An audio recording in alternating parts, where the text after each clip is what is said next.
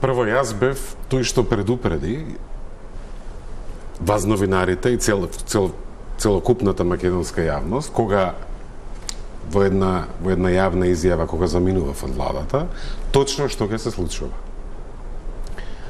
Предупреди дека напуштањето на правилото ништо не е договорено додека се не е договорено, или таа салама тактика, ќе не донесе во ситуација кога една по друга црвена линија ќе биде пробиена и ќе добиеме едно целосно неостварливо решение на масата, односно едно нерешение.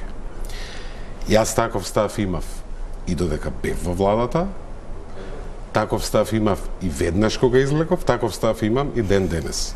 Моите критичари, тргнувајќи пред се, предпоставам, низ сопствената призма, оти ние често ја правиме таа грешка, кога судиме за други, го употребуваме нашиот личниот вредносен систем,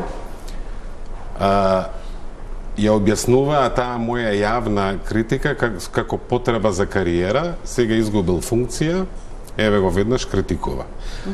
Истите тие што ден претходно ми понудија функција, амбасадор во Вашингтон, или ако не е Вашингтон, да бирам земја, меѓу другото за да ме замолчат.